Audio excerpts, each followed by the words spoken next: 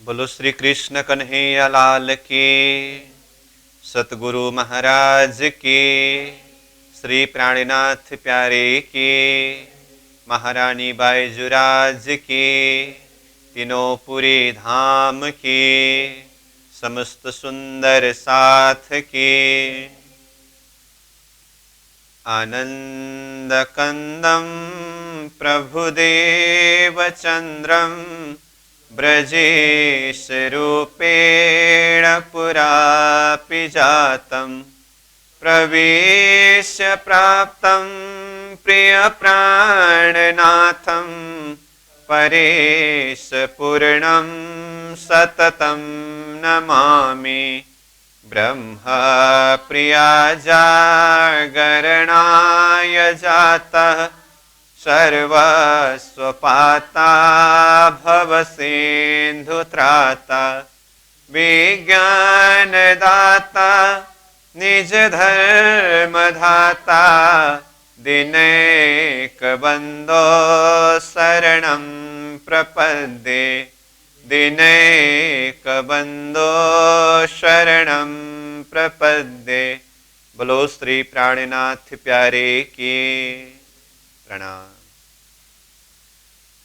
उपस्थित संपूर्ण सुंदर साहसी साधक एवं साधिकाएं, प्रशिक्षण शिविर सत्र का आज हम 97वीं दिवस के इस पावन बैठक में उपस्थित हुए हैं।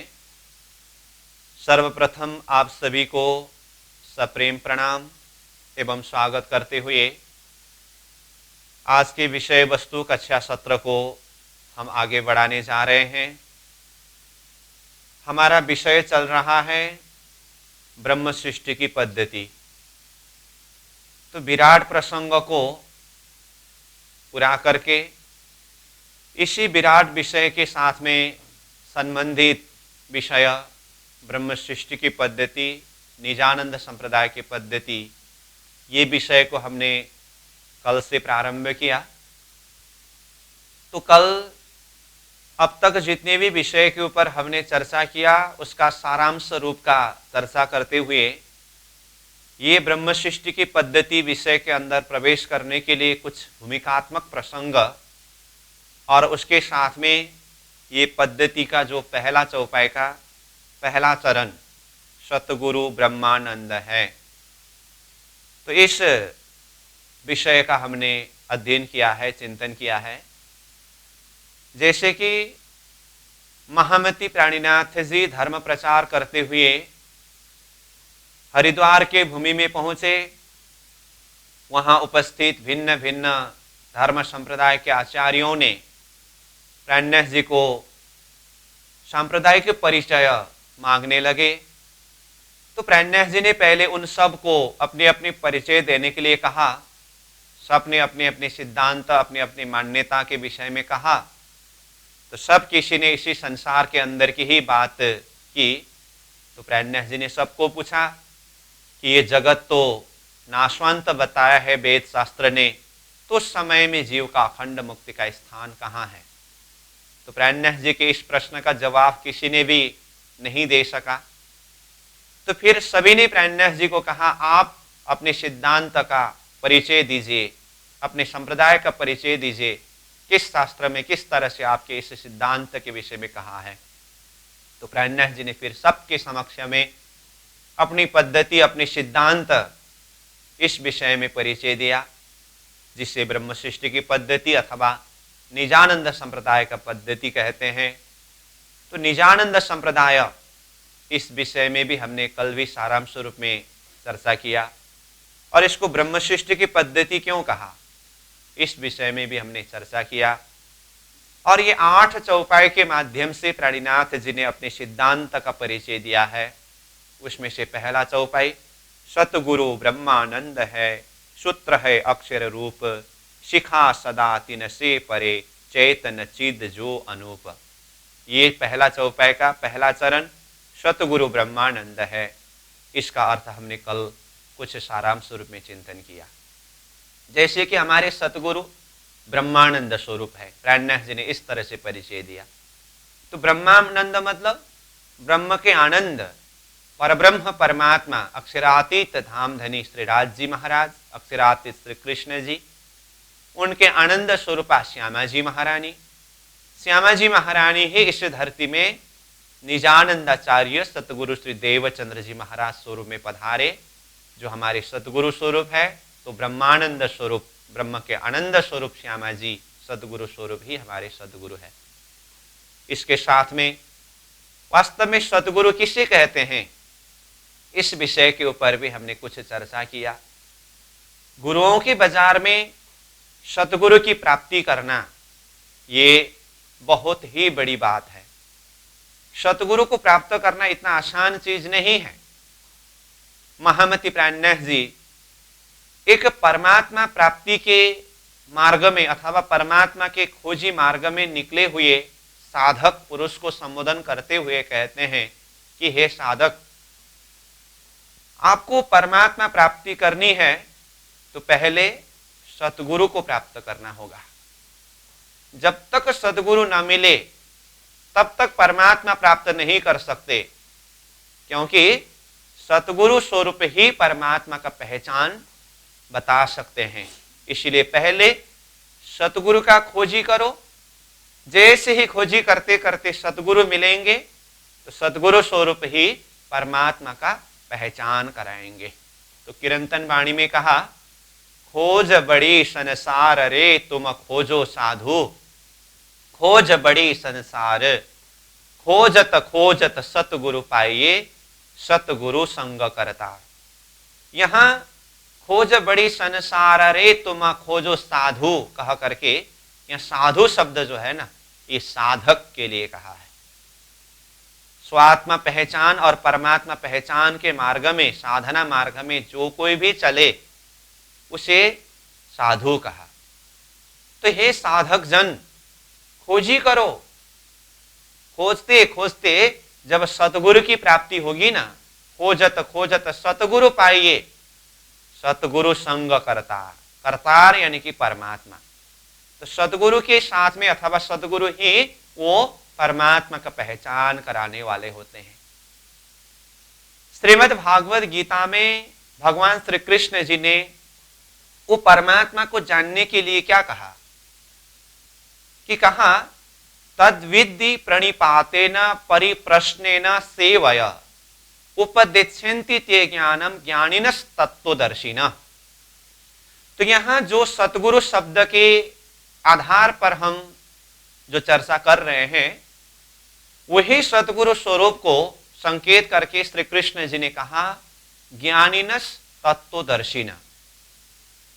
ज्ञानी भी हो और तत्वदर्शी भी हो, ऐसे ब्रह्मनिष्ठ स्वरूप वही सतगुरु स्वरूप है। और कहा तद्विद्धि, उस परमात्मा को जानो। कैसे? प्रणिपातेन परिप्रश्नेन सेवय। प्रणिपातेन का अर्थ है शरणागति। तो पहले तो ऐसे ब्रह्मनिष्ठ सतगुरु स्वरूप के चरण शरण में जाकर के शरणागति यानी कि समर्पण होना होता है। और उसके बाद कहा परिप्रश्नेन, ब्रह्म तत्व की जिज्ञासा रखने वाले साधक को ब्रह्मनिष्ठ सद्गुरु स्वरूप के सानिध्य में जाकर के प्रासंगिक विषय वस्तु पर आधारित प्रश्न भी करना होता है, जिज्ञासा भी रखना होता है। और तीसरे नंबर में कहा सेवय, सेवा के माध्यम से वो सद्गुरु स्वरूप के हृदय को प्रसन्न बना सके। तो उसी प्रसन्न चित्त प्रसन्न हृदय के द्वारा ही फिर वो ब्रह्मनिष्ठ सद्गुरु स्वरूप क्या करेंगे? उपदेशन्ति ते ज्ञानम, वो ज्ञान का उपदेश देंगे। कौन? ज्ञानिनस् तत्वदर्शिना, वो ज्ञानी अथवा तत्वदर्शी स्वरूप आपको उपदेश देंगे। और वही ज्ञान के उपदेश के माध्यम से ही आपको परमात्मा तत्व ब्रह्म तत्व की पहचान होगी। तो जो श्री कृष्ण जी ने ज्ञानिनस् तत्वदर्शिना करके सद्गुरु स्वरूप के लिए जो संज्ञा दिया है, महामती प्राणनाथ जी वाणी के अंदर अपने शब्द में ऐसे ही ब्रह्मनिष्ठ सद्गुरु स्वरूप के लिए संकेत करते हुए कहते हैं, मगन पिया के प्रेम में और उदर भी उजास। तो वो ब्रह्मनिष्ठ सद्गुरु स्वरूप कैसे होनी चाहिए अथवा कैसे होते हैं? मगन पिया के प्रेम में, परमात्मा के प्रेम में वो सदा सर्वदा मगन रहते हैं, वो सद्गुरु स्वरूप। और उदर भी उजास, यानी कि ज्ञान के माध्यम से उनके हृदय भी प्रकाशित होते हैं। तो श्रीमद् भागवत गीता जी में श्री कृष्ण जी के शब्द ज्ञानीनस, यानी कि वो ब्रह्मविद स्वरूप ज्ञानी भी हो, तो इसके लिए प्राणनाथ जी ने उदर भी उजास कहा। और तत्वदर्शिना शब्द श्री कृष्ण जी ने कहा, तो प्राणनाथ जी ने मगन पिया के प्रेम में शब्द के द्वारा वो तत्वदर्शिना, तत्व को समझाया है। मतलब तत्व मतलब क्या है?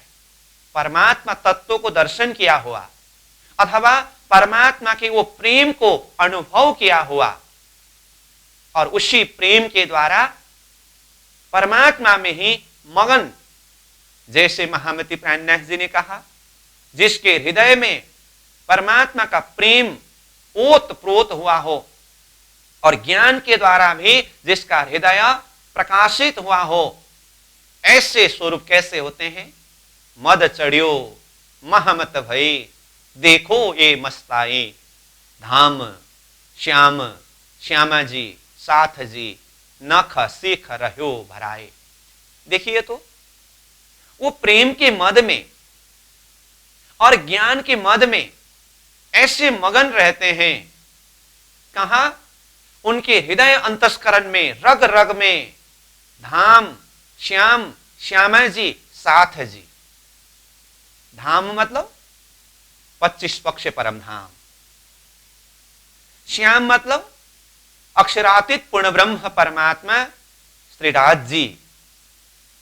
श्यामा मतलब उनकी आह्लादिनी शक्ति श्यामा स्वरूपा श्यामा जी महारानी। साथ मतलब श्यामा जी ने अंग हो सुंदर साथ 12,000 ब्रह्म प्रिया ब्रह्म अंगनाएं। तो धाम श्याम श्यामा जी साथ जी, नख सीख रहो भराए। जिसके नख से लेकर के सिख तक, यानी कि अंग अंग में, रोम रोम में, रग रग में वो परमधाम का प्रेम, श्री राज्य की प्रेम, श्री राज्य श्यामा जी और सुंदर साथ के जो प्रेम आनंद वो भरा हुआ रहता है। ऐसे स्वरूप को ही तत्वदर्शिना स्वरूप कहा। और महामती प्राणनाथ जी ने मगन पिया के प्रेम में कहा, वो परमात्मा के प्रेम में ही मगन होते हैं। ऐसे ब्रह्मनिष्ठ स्वरूप जिसके हृदय में ज्ञान का भी अथाह भंडार हो और जिन्होंने परमात्मा की साक्षात्कार करके परमात्मा के प्रेम में भी मगन हो, ऐसे सद्गुरु स्वरूप अगर जीवन में मिल जाए तो वो स्वरूप उपदेशेन्ति ते ज्ञानम, ज्ञान का उपदेश देंगे और उसी उपदेश के द्वारा ही तद विद्धि, तद यानी कि उस परमात्मा को जान सकते हैं। और परमात्मा को जानना ही ये संसार भवसागर से पार पाना है। तो यहां श्री कृष्ण जी ने जो उपदेशेन्ति ते ज्ञानम शब्द प्रयोग किया, ज्ञान के उपदेश के माध्यम से परमात्मा को जान सकते हैं और परमात्मा को जान करके ये संसार भवसागर से पार पा सकते हैं, कहा। ऐसी ही बात महामती प्राणनाथ जी वाणी में रास ग्रंथ का पहला प्रकरण मोहजल के प्रकरण में ही शुरुआत में, यानी कि पहला प्रकरण का 3 नंबर चौपाई में ही वो क्या कहते हैं?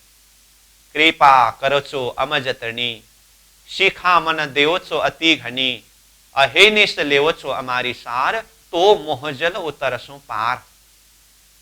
तो यहां प्राणनाथ जी ने मोह सागर का वर्णन करते हुए ये कहा कि ये संसार मोह सागर से पार पाने के लिए हे परमात्मा आप अगर कृपा करेंगे तो, कृपा करो सो अमजतनी, हमारे ऊपर आप कृपा करेंगे तो, शिखामन देवोत्सो अति घनी, आप हमें शिखामन यानी कि उपदेश देंगे तो मैं ये चौपाई को यहां इसीलिए जोड़ रहा हूं कि इसमें शब्द आया शिखामन देव छो।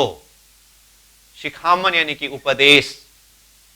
तो श्री कृष्ण जी ने गीता जी में उपदेशन्ति ते ज्ञानम, ज्ञान का उपदेश देंगे करके ज्ञान का उपदेश शब्द प्रयोग किया। और महामती प्राज्ञ जी ने वाणी में शिखामन देवसो अति घणी करके शिखामन शब्द प्रयोग किया। तो शिखामन का अर्थ भी उपदेश है। तो उपदेश किसके द्वारा? ज्ञान के द्वारा। और कहा अहेनिश ले छो हमारी सार, रात्रि दिवस हमारा खबर लेंगे तो मोह जल उतरसों पार। तो ये संसार मोह सागर से पार उतर सकते हैं। तो परमात्मा को जानना ही, परमात्मा को पहचानना ही ये संसार भवसागर से पार होने का उपाय है। तो वो परमात्मा को पाने के लिए खोजत खोजत सतगुरु पाइए, सतगुरु संग करता। सतगुरु प्राप्ति करने के बाद सतगुरु ही परमात्मा स्वरूप का पहचान कराते हैं। और वास्तविक रूप में कहूं तो स्वयं परमात्मा स्वरूप ही सदगुरु स्वरूप में पधारे हैं हम आत्माओं को ये संसार भवसागर से पार लगाने के लिए। इसलिए कल भी हम चर्चा कर रहे थे, गुरुर साक्षात परम ब्रह्म तस्मै श्री गुरुवे नमः। साक्षात परब्रह्म परमात्मा स्वरूप ही सदगुरु स्वरूप में पधारे। इसलिए सदगुरु की प्राप्ति होना ही परमात्मा की प्राप्ति होना है। इसलिए पहले सदगुरु स्वरूप को पहचान करना होगा, सदगुरु स्वरूप को जानना होगा। इसलिए प्राज्ञ जी ने साधकों को पहले सदगुरु की पहचान करो करके कहा। और यहां प्राज्ञ जी ने देखिए ये निजानंद संप्रदाय का पद्धति का परिचय दिया। तो इसके अंदर तो बहुत सारी बातें हैं। अब किस किस विषय के ऊपर परिचय दिया है वो एक एक शब्द शब्द के ऊपर हम खुलासा करते जाएंगे।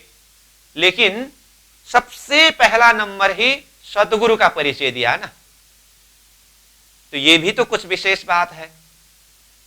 तो ब्रह्म सृष्टि की पद्धति अथवा निजानंद संप्रदाय की पद्धति के प्रसंग में पहला शब्द ही क्या आया? सतगुरु ब्रह्मानंद है। तो सतगुरु का परिचय सबसे पहले दिया। क्यों? जो भी सिद्धांत, जो भी दर्शन, जो भी ज्ञान हमें मिला है अथवा जिसके माध्यम से हमें वो परम पथ का लक्ष्य प्राप्त हुआ है, तो ये सारे के सारे हमें कहां से प्राप्त हुआ? सद्गुरु के द्वारा। इसीलिए सबसे पहले सतगुरु स्वरूप का ही परिचय दिया गया। क्योंकि जीव को ये संसार भवसागर से पार पाने के लिए, परमात्मा को जानने के लिए, उससे भी पहले स्वयं अपने आप को जानने के लिए सतगुरु के सानिध्य के बिना संभव ही नहीं है। इसलिए प्राज्ञ जी क्या कहते हैं वाणी में? मृग जलसो जो त्रिखा भाजे, तो गुरु बिना जीव पार पावे। अनेक उपाय करे जो कोई, तो बिंद का बिंद में समाये। इसका अर्थ क्या है? मृग जलसो जो त्रिखा भाजे। अगर मृग जल के द्वारा किसी जानवर का प्यास बुझता हो, प्यास मिटता हो। मृग जल किससे कहते हैं?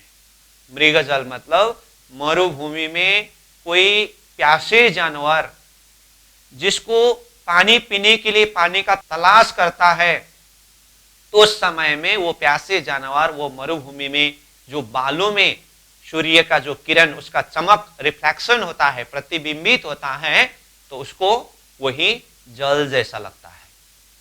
वो वास्तव में जल नहीं है, जल जैसा दिखाई दिया है वो भ्रम का रूप है, इसलिए उसको मृग जल कहा। वो भ्रम रूपी जल, वास्तविक जल नहीं है।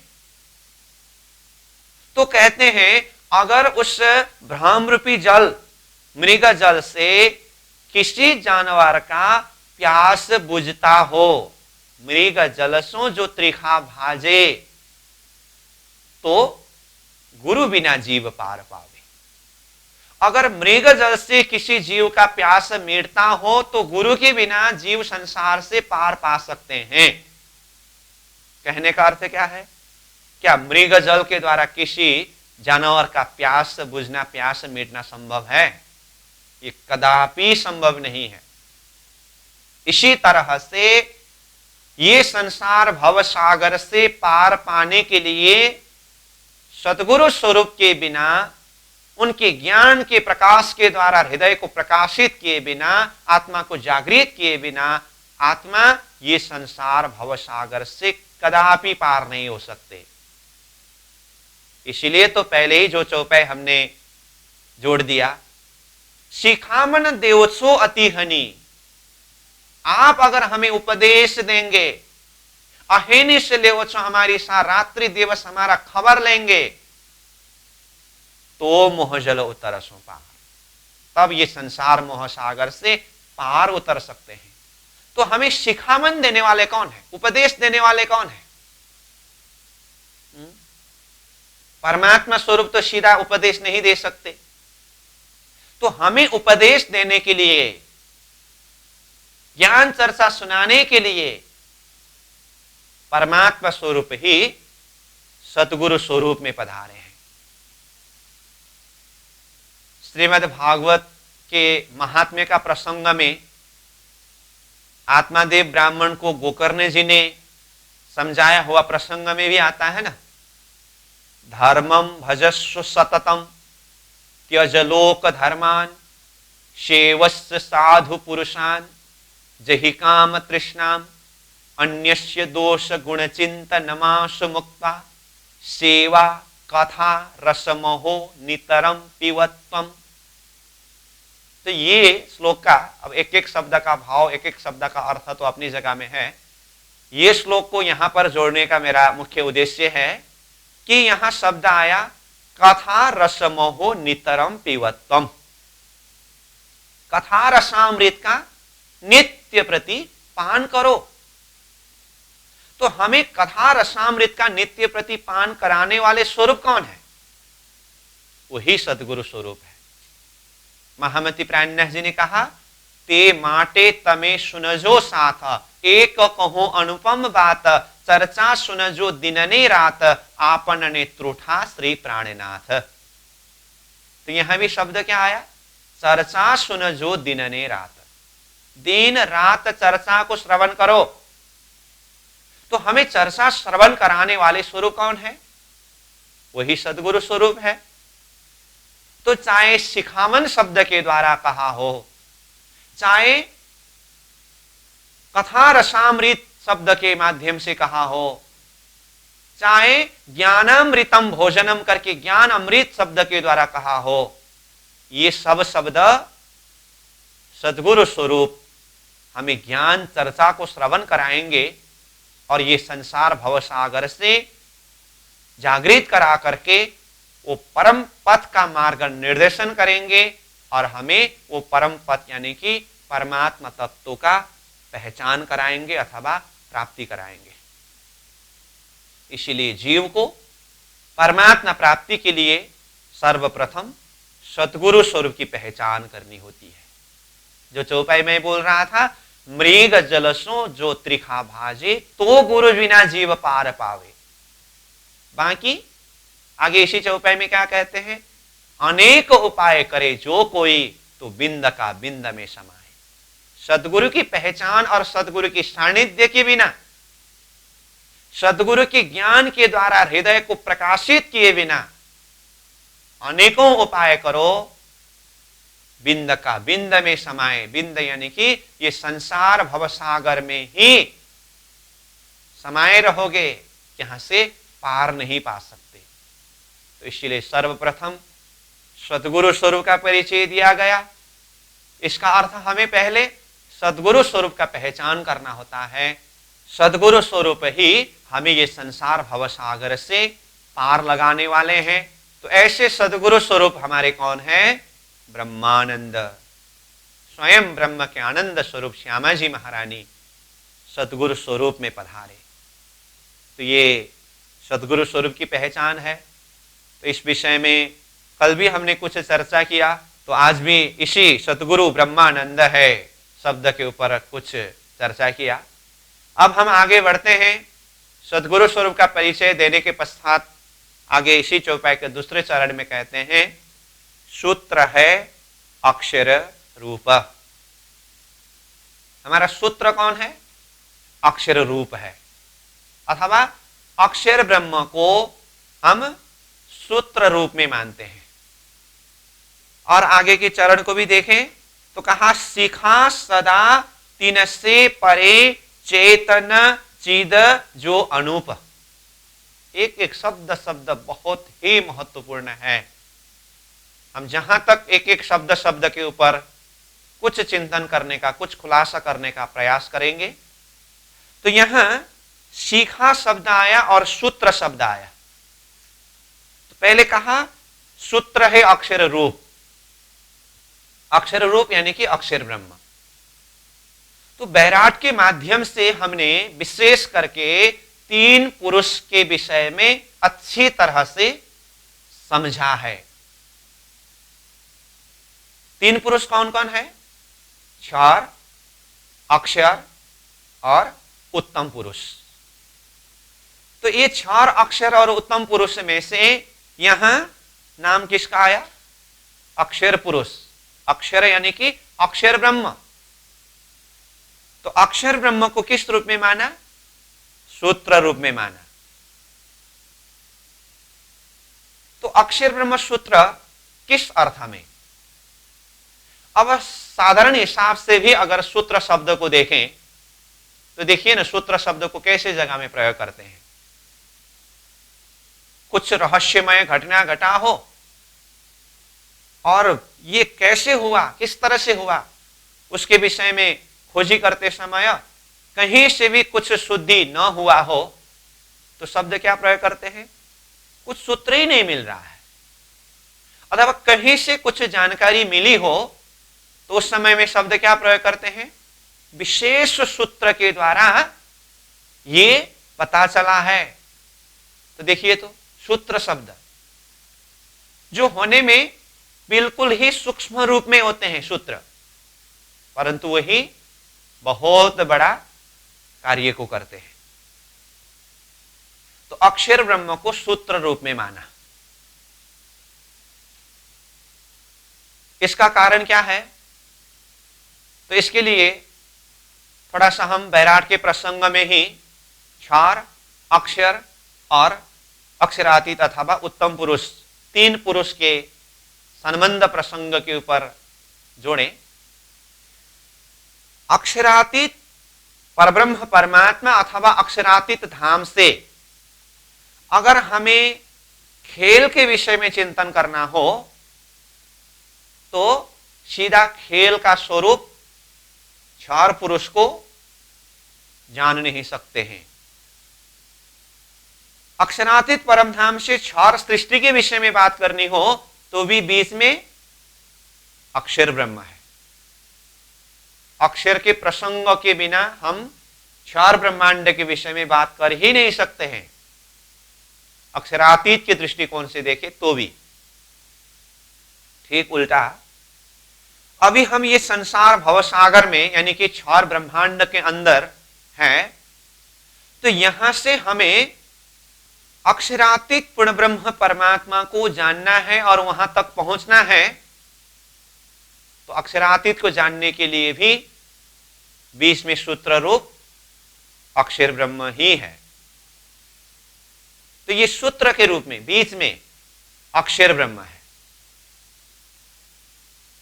और इसको श्री कृष्ण जी की त्रिधा लीला प्रसंग से भी अगर चिंतन करें तो देखिए 28वें द्वापर के समय में अक्षरातीत पूर्ण ब्रह्म परमात्मा अपनी लीला को जाहिर करने के लिए ये संसार के बीच में प्रकट हुए।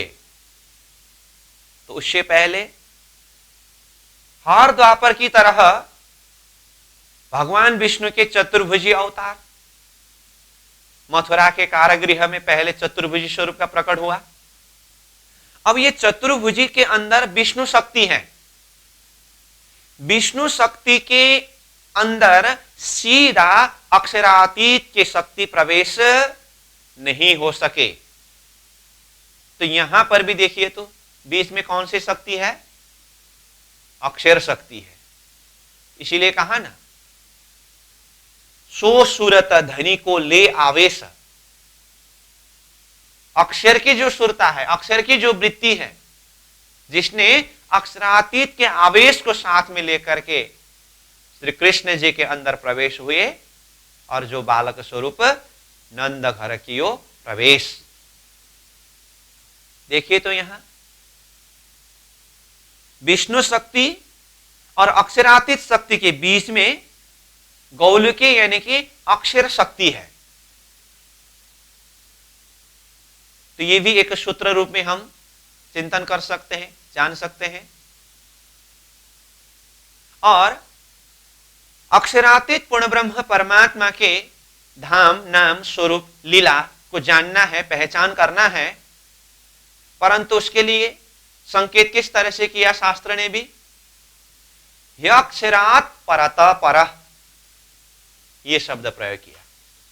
मतलब जो परमात्मा स्वरूप अक्षर ब्रह्म के धाम से भी परे हैं, अथवा गोलोकाच परम पदम, गोलोक धाम से भी परे का पद है वो। तो अब वो परे का पद को जानने के लिए पहले हमें गोलोक धाम को जानना पड़ेगा। तो गोलोक धाम कहां है? इस विषय में देखें तो अक्षर ब्रह्म, जिसकी बुद्धि अंतस्करण के कारण में गोलोक धाम है। तो गोलोक धाम को जानने के लिए भी अक्षर को ही जानना पड़ा, और वो अक्षर के अंतस्करण के अंदर की गोलोक धाम से भी परे। तो इसमें भी अक्षर की बात आई ना। और अक्षरात परतः पर, अक्षर ब्रह्म से भी परे हैं, इसीलिए उन्हें अक्षरातीत शब्द प्रयोग किया। तो यहां पर भी अक्षर से परे कहा, तो अक्षरातीत तक जाने के लिए पहले तो अक्षर को जानना पड़ा ना। तो अक्षर को सूत्र रूप में जानना पड़ा। और परमात्मा के लिए शब्द ही क्या प्रयोग किया? अक्षरातीत। तो अक्षरातीत में भी शब्द पहले अक्षर ही आया। अक्षरातीत मतलब अक्षर से परे। तो अक्षर से परे, अक्षरातीत, इसका मतलब अक्षर कौन है? तो इसमें भी पहले अक्षर को ही जानना पड़ा। तो कुल मिलाकर के सार बात यह है, क्षर ब्रह्मांड से अक्षरातीत का चिंतन करना हो तो भी बीच में अक्षर ब्रह्म है, और अक्षरातीत से क्षर सृष्टि के विषय में समझना हो तो भी अक्षर ही बीच में सूत्र रूप है। और ये सृष्टि को समझना हो, वर्तमान जिस जगत में, जिस सृष्टि में हम बैठे हुए हैं ना, तो ये सृष्टि को समझने के लिए भी पहले किसको समझना पड़ेगा? अक्षर को समझना पड़ेगा। कैसे? अक्षर ब्रह्म के द्वारा जागृत में कल्पना में अनंत ब्रह्मांड बनाने मिटाने की लीला प्रसंगों को समझे बिना हम ये वर्तमान सृष्टि उत्पत्ति के प्रसंगों को किस तरह से समझ सकते हैं? तो अक्षर ब्रह्म के स्वरूप, अक्षर ब्रह्म की लीला को पहले जाननी होगी। उसके बाद इस तरह से अक्षर ब्रह्म अनंत विश्व ब्रह्मांड बनाते थे, मिटाते थे। तो उसी क्रम में ये ब्रह्मांड अक्षरातीत श्रीराज जी ने अक्षर ब्रह्म को माध्यम बना करके उत्पत्ति किया है अथवा विस्तार किया है। तो सृष्टि को जानने के लिए भी अक्षर को सूत्र रूप में जानना पड़ा। अब यहां धरती में संपूर्ण शास्त्र का सार श्रीमद् भागवत, और भागवत का भी सार रास पंच अध्याय, और जिस रास लीला को और ब्रज लीला को अखंड शब्द प्रयोग किया, अखंड ब्रजरास शब्द प्रयोग किया। तो अब बताइए, अक्षरातीत की लीला है ब्रजरास लीला, लेकिन जब ये ब्रजरास में अखंड शब्द आया तो अखंड ब्रजरास को जानने समझने के लिए न सिर्फ क्षर पुरुष के विषय में और क्षर ब्रह्मांड के विषय में ही बात करके समझ सकते हैं, न सीधा अक्षरातीत परमात्मा और अक्षरातीत परमधाम के विषय में ही बात करके समझ सकते हैं। बीच में अखंड ब्रजरास के प्रसंग में अक्षर ब्रह्म के विषय में तो बात तो करनी ही होती है। एक तो रासलीला अक्षर के ही चित्तांतस्करण केवल धाम में हुई है, और उस लीला को अक्षर ब्रह्म ने ही अपनी जागृत बुद्धि के द्वारा अपनी सबलीक के महाकारण में रास और कारण में ब्रज को अखंड किया है।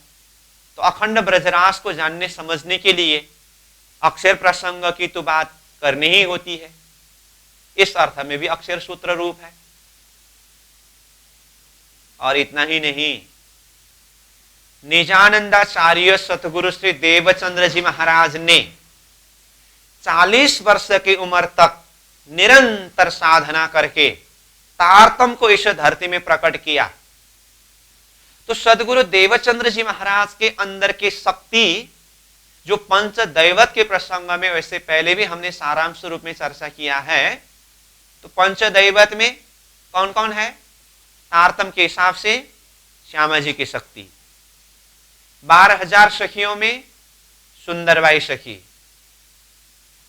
शास्त्र के हिसाब से जागृत बुद्धि का शक्ति, कुरान के हिसाब से रूह अल्लाह का शक्ति, और धरती के उत्तम जीव।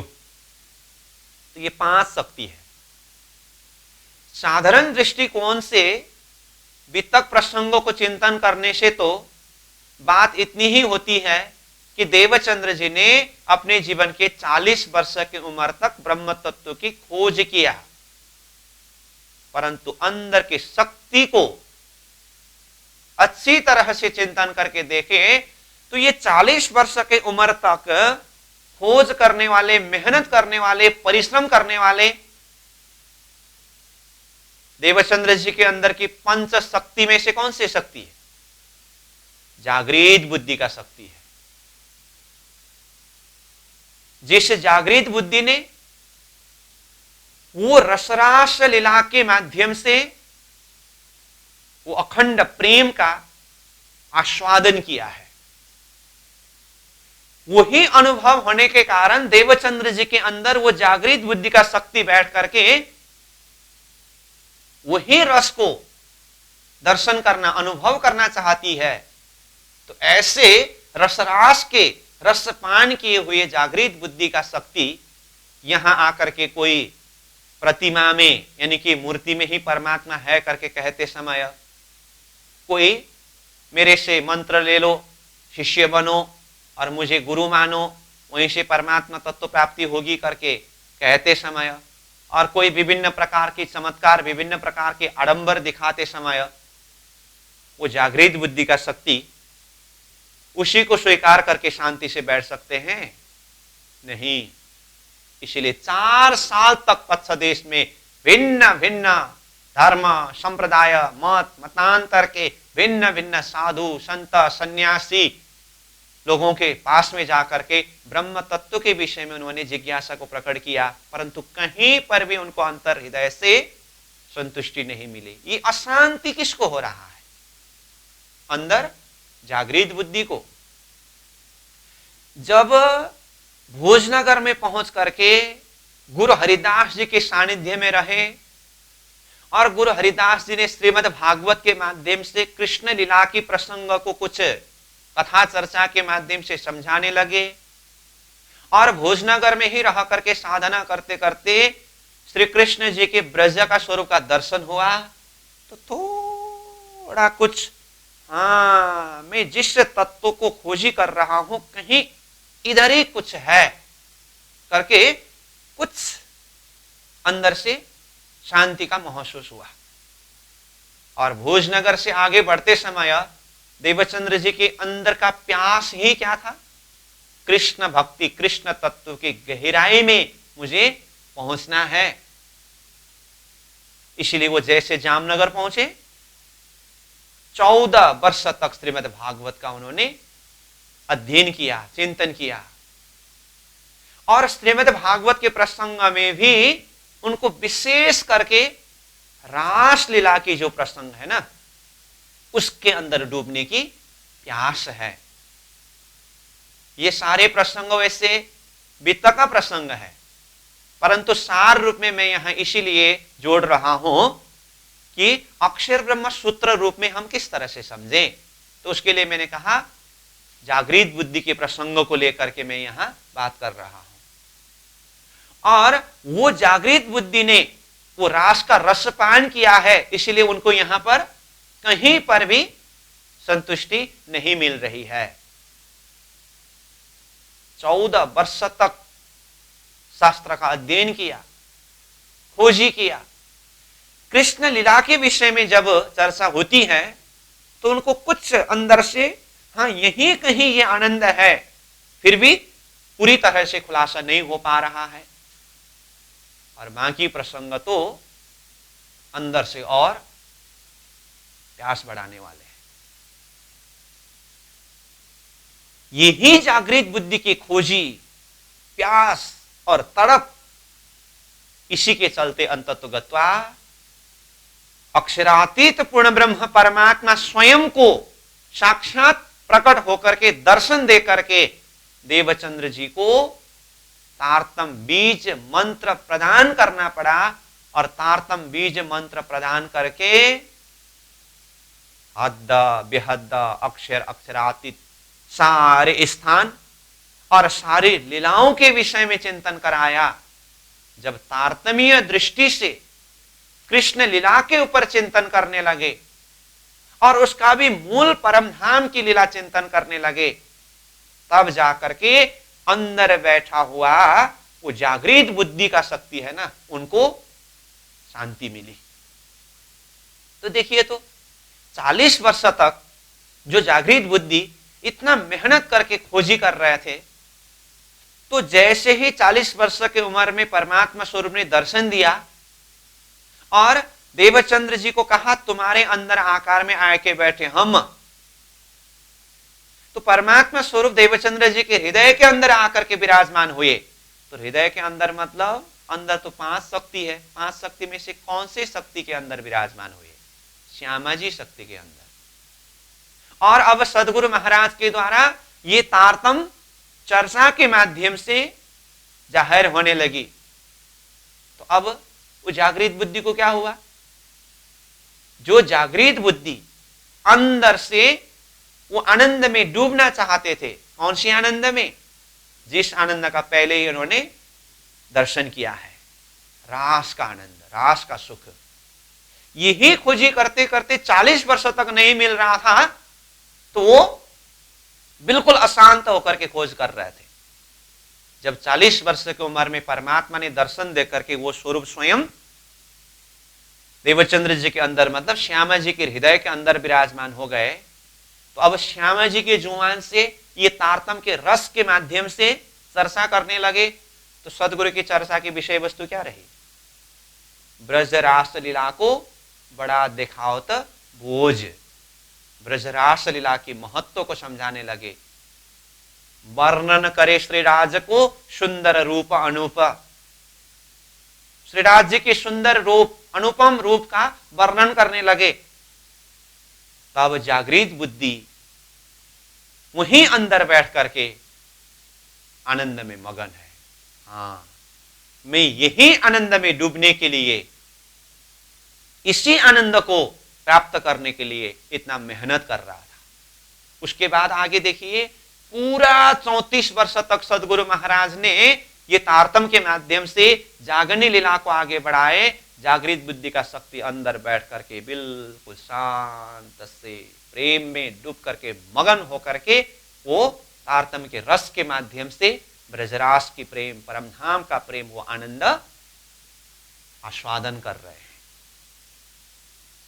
तो मैंने ये प्रसंगों को यहां पर इसीलिए जोड़ा हूं कि जागृत बुद्धि ने देवचंद्र जी के हृदय के अंदर बैठ करके देवचंद्र जी के 40 वर्ष के उम्र तक इस तरह से खोजी किया, जिसके माध्यम से स्वयं अक्षरातीत परब्रह्म परमात्मा प्रकट होकर के तारतम मंत्र प्रदान करके ये तारतम दृष्टि के माध्यम से सारे ब्रह्मांड के आत्माओं को अखंड मोक्ष का मार्ग निर्देशन किया।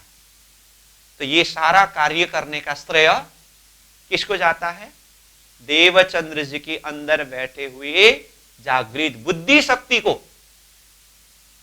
तो अब प्रश्न आता है, जागृत बुद्धि कौन है जो देवचंद्र जी के अंदर बैठ करके इतना महान कार्य को किया, जिसके मेहनत से, जिसके परिश्रम से और जिसकी प्यास से स्वयं अक्षरातीत धनी को साक्षात प्रकट होकर के तारतम मंत्र प्रदान करना पड़ा और उनके अंतर हृदय में ही विराजमान होना पड़ा। परमात्मा ने दर्शन देकर के तुम्हारे अंदर आकार में आए के बैठे हम करके कहते समय तो श्यामा जी शक्ति के अंदर विराजमान हुए, लेकिन 40 वर्ष मेहनत करने वाले श्यामा जी शक्ति नहीं है। श्यामा जी शक्ति तो प्रेम का स्वरूप है, आनंद का स्वरूप है। यहां 40 वर्ष के मेहनत में पूरा शास्त्र का मंथन करना ये कार्य हुआ है। तो ये 40 वर्ष तक पूरा मेहनत करने वाले जागृत बुद्धि का शक्ति है। जागृत बुद्धि ने इतना मेहनत करके तारतम को प्रकट कराया है और श्यामा जी के हृदय के अंदर वही आवेश शक्ति विराजमान होकर के तारतम को जाहिर किया है। तो देवचंद्र जी के अंदर पंच शक्ति है। पंच शक्ति में से ये 40 वर्ष तक मेहनत करने वाले, परिश्रम करने वाले और जिसके परिश्रम से तारतम को धरती में प्रकट कराने वाले, वो कौन है? जागृत बुद्धि है। तो मैं बोल रहा था ये जागृत बुद्धि कौन है? तो जागृत बुद्धि के प्रसंग में हमने पहले भी चर्चा किया है, ये जागृत बुद्धि अक्षर की बुद्धि है। सूत्र है अक्षर रूप शब्द के ऊपर चिंतन कर रहे हैं हम, ठीक है। तो यहां जो जागृत बुद्धि शब्द को लेकर के मैं जो बात बता रहा हूं, तो ये जागृत बुद्धि अक्षर की बुद्धि है। अक्षर की किस समय की बुद्धि? तो केवल धाम में अक्षरातीत पूर्ण ब्रह्म परमात्मा धामधनी के साथ में हम ब्रह्मात्माएं जब वो रसरास के आनंद में मगन थे, तो बीच में जैसे श्री कृष्ण जी अंतर्धान हुए, अक्षरधाम में अक्षर ब्रह्म जागृत हुए।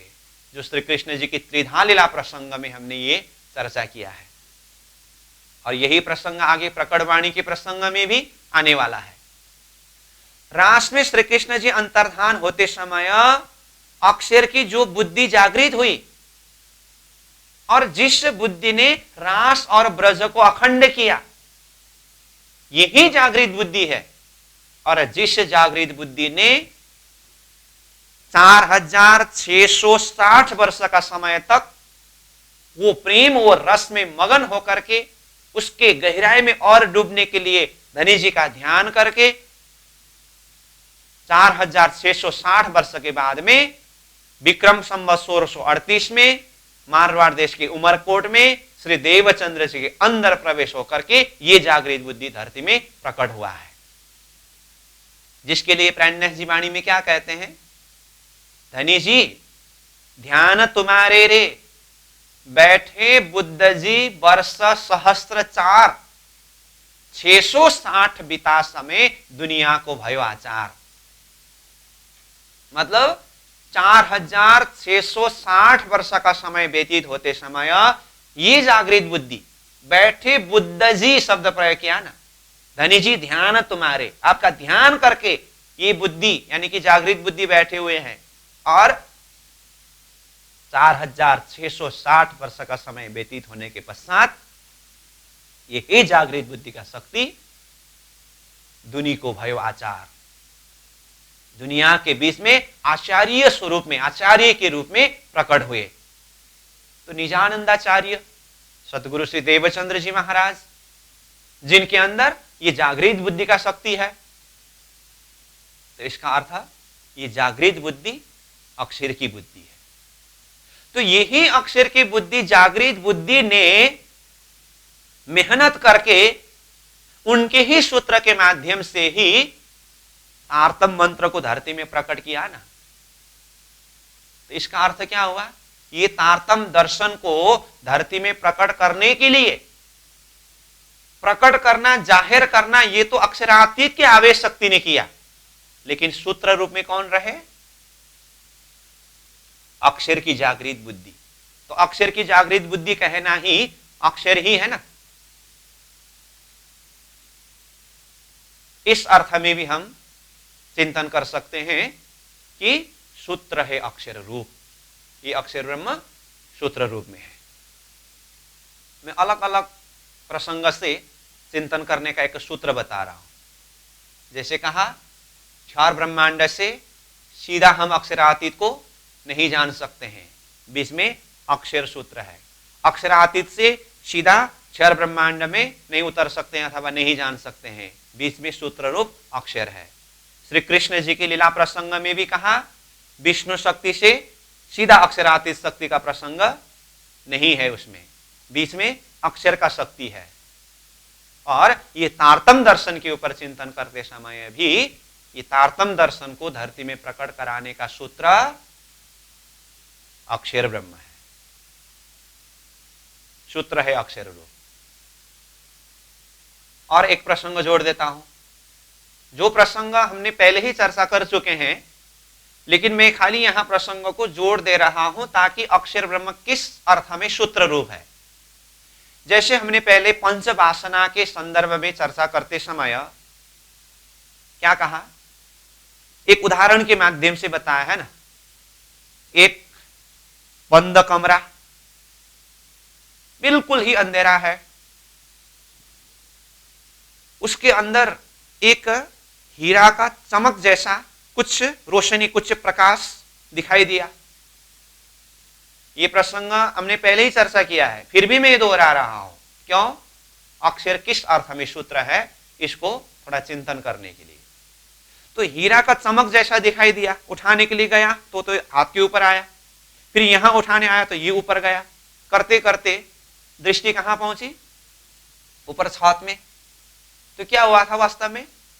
छत के ऊपर छोटी सी छेद थी, उस छेद के माध्यम से बाहर जो सूर्य का किरण था, वो सूर्य का किरण उससे छत के छोटी सी छेद के द्वारा अंदर प्रवेश हुआ था। अब ये अंधेरा कमरा के अंदर बैठे हुए लोगों को ये छत से बाहर अनंत प्रकाश का भंडार है करके सूत्र जो मिला, कहां से मिला? ये छोटी सी छेद से सूर्य का किरण जो अंदर आया ना, यही एक सूत्र हुआ। इसी सूत्र के द्वारा मालूम पड़ा कि ये छत को फोड़ करके अगर हम बाहर निकलें तो बाहर अनंत सूर्य का प्रकाश है। इसका अर्थ क्या हुआ? छत की छोटी सी छेद जिसके द्वारा सूर्य के किरण का सूक्ष्म हिस्सा अंधेरा कमरा के अंदर आया, इसी सूत्र के माध्यम से बाहर प्रकाश का भंडार है करके पता चला। ये तो मैंने उदाहरण के रूप में बताया। अब ये उदाहरण का सिद्धांत हमने किस तरह से जोड़ा है? ये सारा संसार भवसागर ही अज्ञान अंधकार से भरा हुआ है। अंधेरा कमरा इक्वल टू सिद्धांत में क्या है? ये संसार भवसागर, जिसमें अखंड ज्ञान का प्रकाश का तो कुछ संकेत ही नहीं था। ऐसे अंधकारमय सृष्टि के अंदर अगर ज्ञान के विषय में भी बात करें तो भी स्वप्निक बुद्धि के ज्ञान ही विस्तार हो रहा था, जागृत ज्ञान का कुछ संकेत ही नहीं था। ऐसी अवस्था में पंचवासना, एक भगवान जी वैकुंठ के नाथ, महादेव जी तिनके साथ, शुक जी और सनकादिक दोए, कबीर भी इत पहुंचा सोए। ये पंचवासना की ज्ञान को प्राज्ञ जी ने चिंतन करके क्या कहा? ये पंचवासना, पांच स्वरूप जो है ना, ये पंचरत्न है, जिन्होंने बेहद का जो ज्ञान है, जागृत ज्ञान है, कुछ सूत्र रूप में, कुछ संकेत रूप में ये धरती में जाहिर किया है। तो ये पंच वासना की जो ज्ञान है, ये स्वप्निक जगत के अंदर की ही ज्ञान नहीं है, बेहद का संकेत यहां दिखाई दे रहा है करके प्राज्ञ जी ने ये पंचवासना को बेहद स्थान के शक्ति के रूप में बताया है। तो जैसे उदाहरण में हमने वो छोटी सी छेद की बात की थी, इसी तरह से अज्ञान अंधकार से भरा हुआ, स्वप्निक बुद्धि से ही भरा हुआ ये संसार के बीच में पंच वासना के ज्ञान के माध्यम से ये सूत्र मिल रहा है कि बेहद के अंदर प्रवेश करने से अनंत वो ज्ञान का प्रकाश, अखंड ज्ञान का प्रकाश है, उसका कुछ सूत्र ही यहां पर मिल रहा है। ये शुद्धि हुई। और जैसे महामती प्राणनाथ जी अक्षरातीत स्वरूप वो तारतम का प्रकाश को लेकर के ये धरती में प्रकट हुए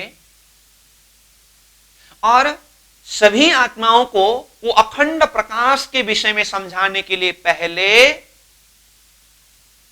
इन पंचवासनाओं के द्वारा अपने शब्दों से जिन जिन शब्द के माध्यम से बेहद का संकेत किया था, उन शब्दों को प्रमाण के रूप में प्रस्तुत करके आगे तारतम के द्वारा वो अनंत भंडार प्रकाश को जाहिर किया है, समझाया है। तो इसका अर्थ क्या हुआ? ये पंचवासना के द्वारा धरती में जो सूक्ष्म रूप में भी भले सही जो बेहद का ज्ञान का संकेत मिल रहा है, यही सूत्र हुआ कि नहीं हुआ? यही सूत्र हुआ। जैसे सुखदेव जी महाराज ने भागवत में अखंड ब्रजरास शब्द रखा, ये बेहद में जाने के लिए सूत्र है। अखंड ब्रजरास, तो ये संसार तो नाशवंत बताया है, तो ब्रजरास लीला को अखंड कहा है, तो अखंड लीला होने के लिए तो स्थान भी अखंड होना चाहिए। तो ये प्रकृति जो नाशवंत जगत के अंदर तो अखंड हो ही नहीं सकता, तो फिर अखंड स्थान कहां है? इस प्रश्न के आधार पर साधक अगर आगे बढ़े तो ये बेहद के अंदर अखंड स्थान में प्रवेश करने का सूत्र हुआ कि नहीं हुआ? तो ऐसे ही पंचवासना के बहुत सारे ऐसे ज्ञान हैं। अभी हम सार रूप में ही यहां बात कर रहे हैं। उनके ज्ञान, उनके शब्दों को चिंतन करते जाने से उसी सूत्र के द्वारा हम बेहद यानी कि जागृत मंडल के अंदर प्रवेश कर सकते हैं। अभी मैंने जो पंचवासना शब्द को प्रयोग किया और इनके ज्ञान को सूत्र शब्द प्रयोग किया, ये प्रसंग में यहां क्यों जोड़ रहा हूं? यहां पंचवासना का क्या संबंध है? अब संबंध बताता हूं। ये पंचवासना कौन है? ये पंचवासना अक्षर ब्रह्म के 5 ज्ञानेंद्रिय स्वरूप है। क्या कहा? ये पंचवासना अक्षर ब्रह्म के 5 ज्ञानेंद्रिय स्वरूप है। तो 5 ज्ञानेंद्रिय मतलब मैं अगर अक्षर ब्रह्म हूं तो मेरा 5 ज्ञानेंद्रिय, तो ये पंचवासना के माध्यम से जो बेहद का सूत्र यहां धरती में जाहिर हुआ है, ये पंचवासना अक्षर का ही ज्ञानेंद्रिय स्वरूप है। इसका अर्थ क्या हुआ?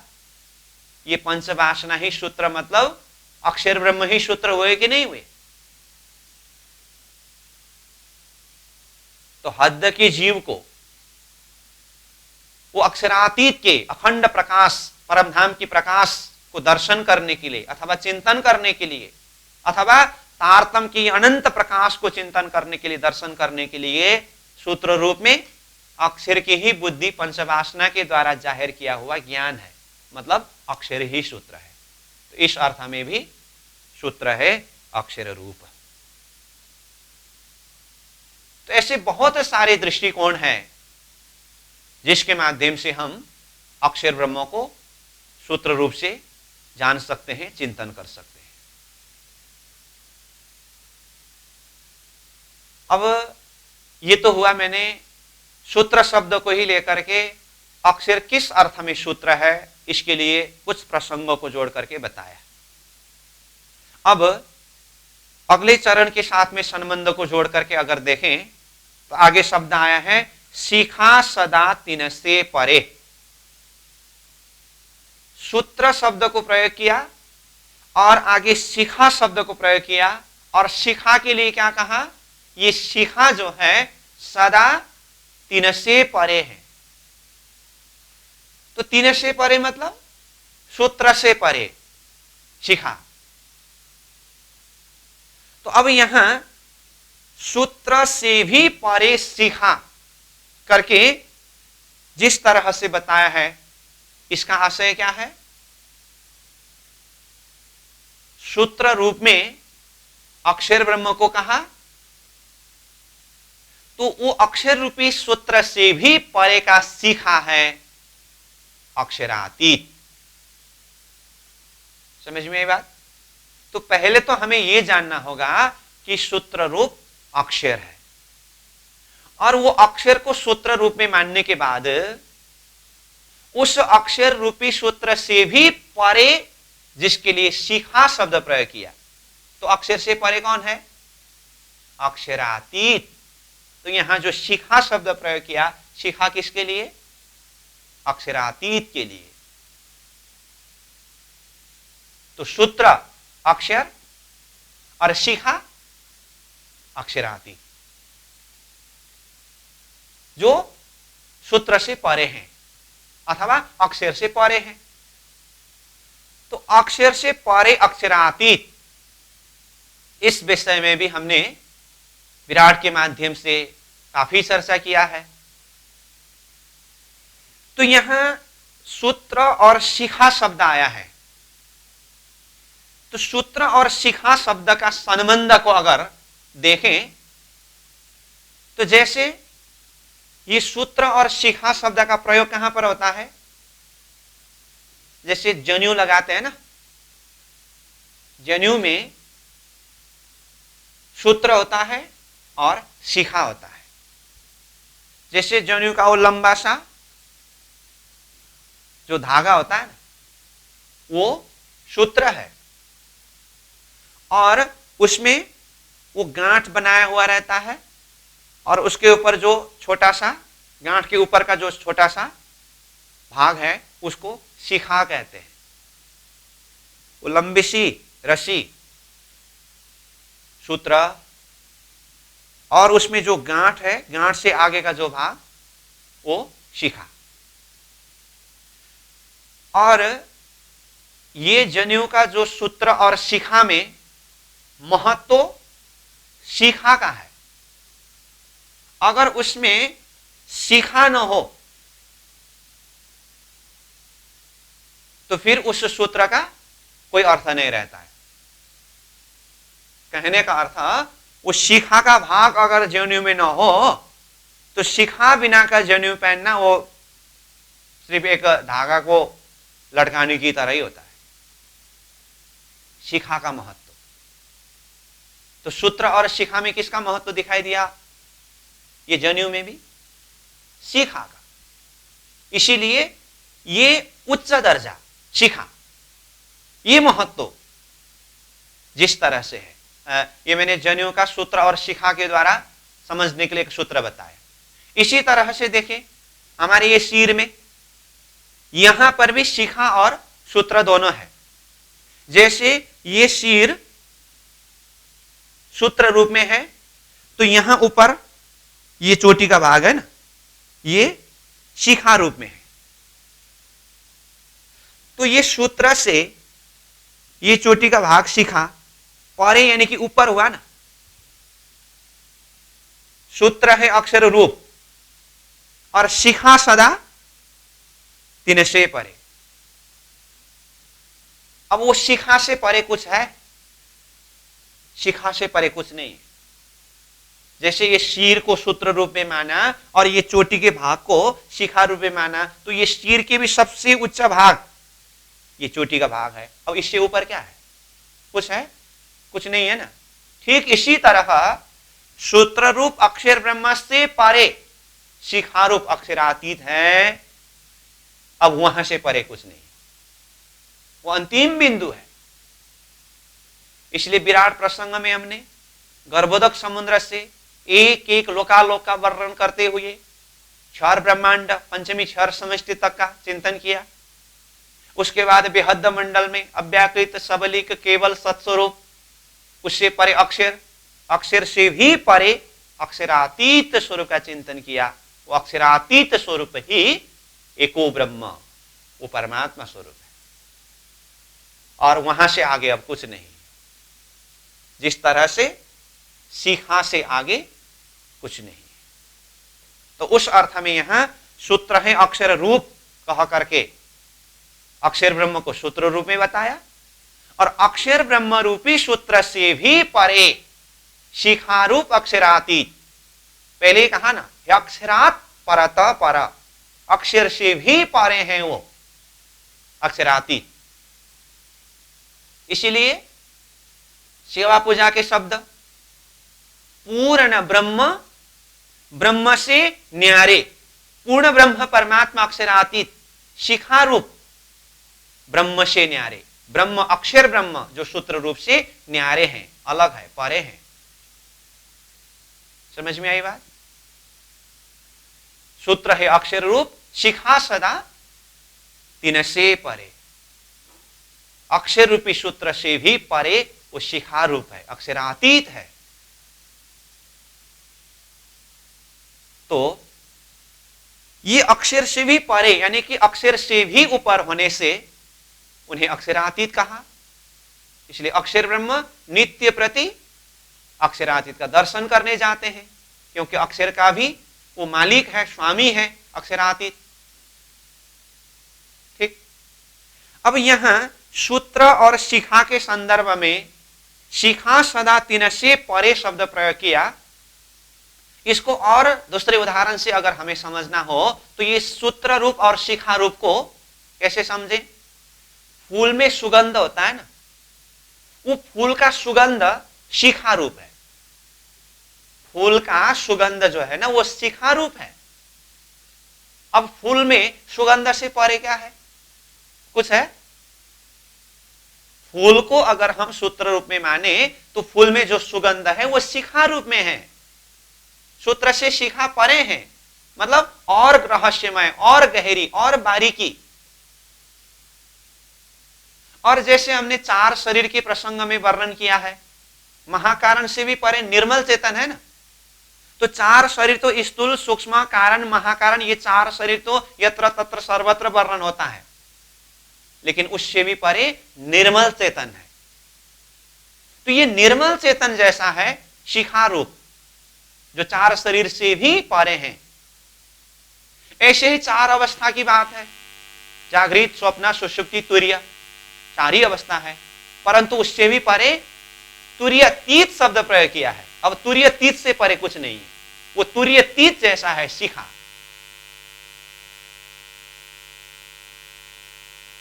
तो चाहे हम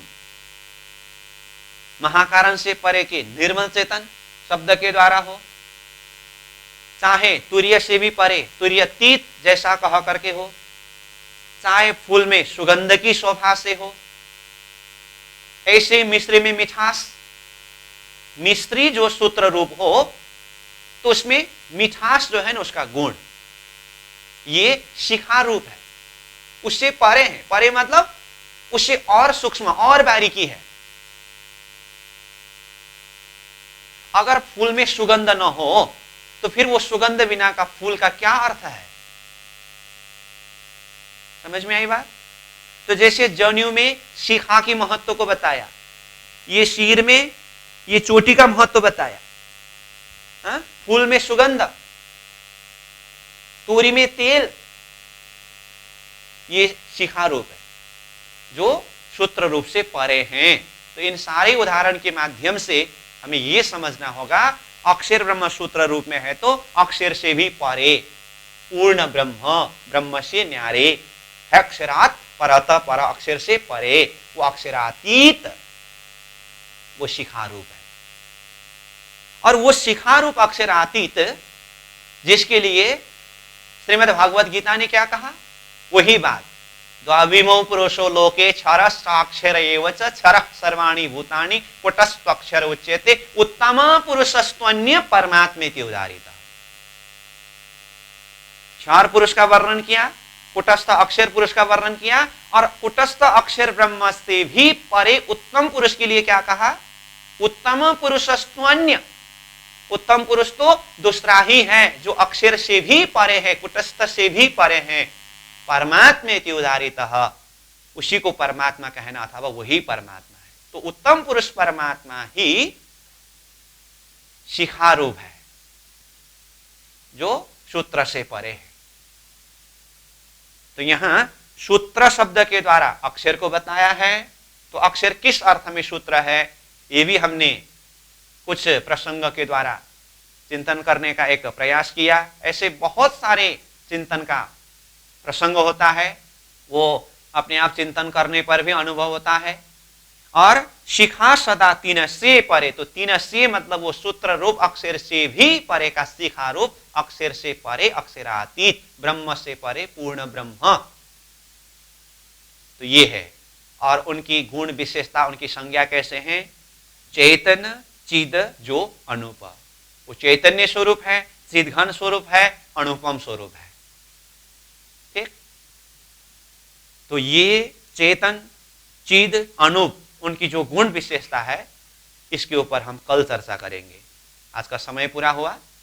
तो आज हमने साधक को परमात्मा प्राप्ति के लिए सतगुरु तत्व का महत्व क्या है, सतगुरु ब्रह्मानंद है, इस शब्द के आधार पर चर्चा किया। उसके पश्चात सूत्र है अक्षर रूप, तो अक्षर ब्रह्म सूत्र है किस अर्थ में, कुछ प्रसंग के माध्यम से इसके ऊपर चर्चा किया। और शिखा सदा तीन से परे, यानी कि अक्षर रूपी सूत्र से भी परे अक्षरातीत शिखा है। तो ये सूत्र और शिखा के संदर्भ में भी कुछ उदाहरण के माध्यम से चिंतन किया। आगे हम कल चर्चा करेंगे। तो आज के लिए समय को देखते हुए यहीं पर विश्राम करेंगे। पूर्णमदः पूर्णमिदं पूर्णात् पूर्णमुदच्यते पूर्णस्य पूर्णमादाय पूर्णमेवावशिष्यते। प्रणाम।